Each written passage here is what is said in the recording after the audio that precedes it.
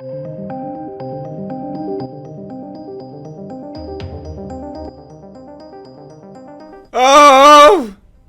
Disney's too white. Disney Mulan is too white. Not on screen though. We're not complaining about whitewashing on screen. We're complaining about whitewashing behind the camera. Oh my god! Oh my god. Jasper! Jasper, where's my dog? He's deserted me because of this whole big old pile of fuckery. This is unbelievable. Too white. Too white. Too white. White. Unreal. Before we get into this, please do check out my GoFundMe. We're nearly at 60% of the goal. I'm making a film. There's none of this white crap. It is literally as toxic and as masculine as you can get. Vikings, demons, Lovecraft. Check it out. Down below in the description box. You'll love it. There's a pitch video there on the page. Help me out. I'll make you something super, super cool. Anyway, let's get into this. Disney's Mulan has been accused of being too white behind the camera by none other than, and I'm really sorry to say this, a absolute twat from Metro UK. Get out my country, you idiota. You idiota. Disney's live-action Mulan has been accused of being too white behind the camera by Keshav Kant in Metro UK. FYI, link to this article is down below in the description box. Kant, who is the editor-in-chief at Off Colour, that says it all, doesn't it? Wrote an article for Metro UK titled, "I've loved Mulan since childhood, but the remake is too white behind the camera." That's it, ladies and gents. Don't hire anyone based on their skill. Hire them because of what race they are, what ethnicity they are. That's it. Do that. Because that makes a lot of sense, doesn't it? You know, I think that makes sense. In fact, I tell you what, for my short film, I'm going to hire black, lesbian, trans that identify as goldfish. That's what I'm going to do. You're all going to love it. Fuck me. That's how ridiculous these people sound, FYI. That is actually how ridiculous they sound. Here we go. Finally it premiered on the 10th of March. But as the cast of Asian excellence lined up on the red carpet for photos and interviews. So again, we're not complaining that it's been whitewashed. They've got the cast. They're Asian excellent. They are the excellence of the Asians. That's what this guy's saying, right? They were followed by the crew, majority of whom were, unsurprisingly, very white. Well, fuck me! Who'd have thought? Who'd have thought a Western... That's right, ladies and gents. Oh my god. Who'd have thought that a Western studio, Disney, would have a predominantly white crew? Oh my god, who would have thought it? Ah, fucking... My mind has exploded. I need my dog. Just help me out. Like, he's almost like a service dog at this point. He's like a, you know, like a dog for me, just to wrap my brain around this kind of crap, because otherwise I'm going to kill myself. God damn. I mean, they're doing a pretty good job with this, and I don't think it's going to be particularly great either. I think it's going to be a pretty balls up thing. They've taken a lot of cues from Crouching Tiger, Hidden Dragon, but you can't complain that the crew is too white. You utter twat. Kant added, "Of course it is, as a person of colour. It was incredibly frustrating."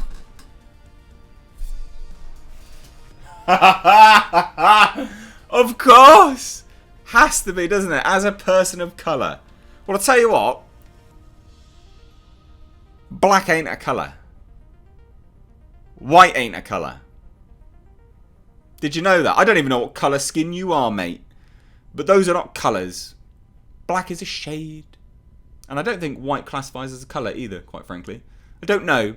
But this whole terminology here. You can tell a lot about a person when they say, "I'm a person of colour." Are you really? Is that all you are? Is that all you identify? Is that how you identify yourself? I used to always say this to people, because people were like, you know, what music are you into, right? Like if you're dating a girl and stuff like that, they'd be like, what music are you into? I'd be like, just everything. I like everything, because I do. I listen to ambient, I listen to hip hop, I listen to chill, I listen to rap, I listen to heavy metal, literally absolutely everything, grunge, everything. And then you'd return the question. You go, what do you like? I only like this. You go, whoa, mate. Fuck off then. You only like one type of thing.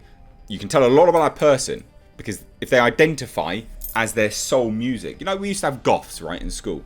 Goths and chavs and stuff like this, right? If you're a goth because you like goth music, that's entirely how you identify your entire being as. You're a closed-minded idiot. It's the same as these people here. What are you? I'm a person of colour. What? Is that your whole life? Is that all you are? A person of colour? What a sad, sad life you have. Is that all you are? Pathetic. Utterly pathetic. Do you know, most of the world have common sense. Most of the world don't care what colour skin they have. They just get on with life. They just trundle along. They just deal with life. But these people that identify as a skin tone, these are the ones that view everything through that lens. So everything to them is skin colour. Everything.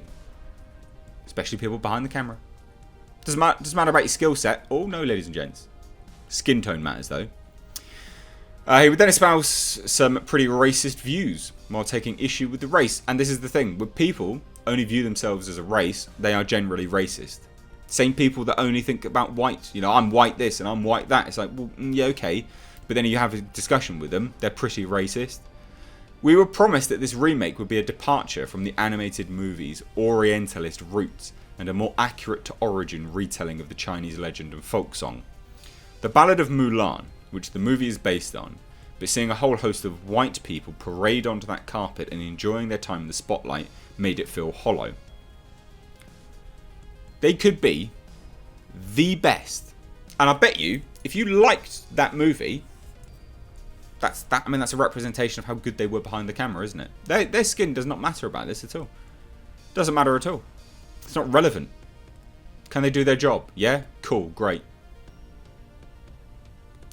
My god, rocket science. My mind has just been blown again. He continued with his racist remarks. It was a visual slap in the face, an undeniable message from Disney that the Asian people telling this story on screen are mere puppets on strings with no real control over how their own stories are told. So they will get some Asian people to make the goddamn movie then. And fund it all. What are you talking about, Bellend? What a total idiot. No, it doesn't. It doesn't say that at all. It says that it's a Western movie studio fronting the money for it's a Western movie, right? But they're telling an Eastern story with Eastern people in it. But it may be that because they reside predominantly in the West, they know of some of the better people over there to make the production as good as it possibly can be for the Eastern market. Oh my god, I know, mind is blown again. You racist fuck. Kant then takes issue with the removal of Si Shang from the film. Oh, Li Shang, sorry. And blames it on white people. Oh my god. I'm disgusted by how a beautiful love story that focused on the woman taking control and allowed her to lead a relationship's development is disregarded as a flippant justification for a creative decision made by white people who clearly don't understand the story's nuance. Oh my god.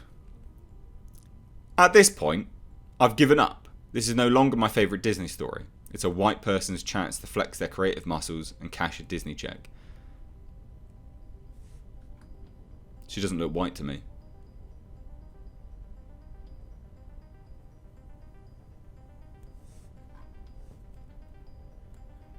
I'm confused. In order to correct this perceived problem, Kant demands that white people not be allowed in leadership roles and have creative control and authority. Oh, that's right, yeah. Just deaf to all white people then, you fuck. He writes, not everyone in the crew needs to be of a specific race and ethnicity that pairs with the story told. Okay, that's it. You don't need to say anything else there. That's common sense. But those who are in leadership roles and have creative control and authority should be. Why? Why? The fact that initial part was great. I thought we had something. But yeah, no, you're an idiot. The director and screenwriters, for example, as well as the costume designer who specialise in historically accurate clothing, and composers who are familiar with the culture's musical history and traditions. Kant concludes by demanding that Disney hire sensitivity readers. Oh, just because of your fee-fees. My hurt fee-fees. It doesn't hurt to go the extra step either, for instance, by hiring an on-set historian, sensitivity readers, to review the script and screening rough edits to knowledgeable critics before confirming the completion of the film. No, shut up, mate. It's just unbelievable. I mean, it's just nonsense, isn't it? It's just total trash.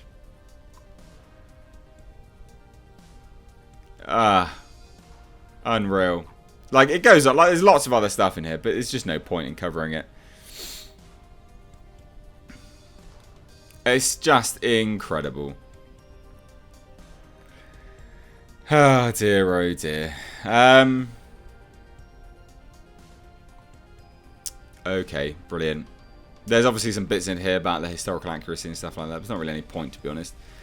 She's not a historical person. She's not. It's folklore. Whatever. Just, seriously, I'm sorry. I apologise for what is presumably my fellow Brit, but the fact that they are editor-in-chief at Off Colour, you know what they stand for. All about the race, mate. All about the race bait.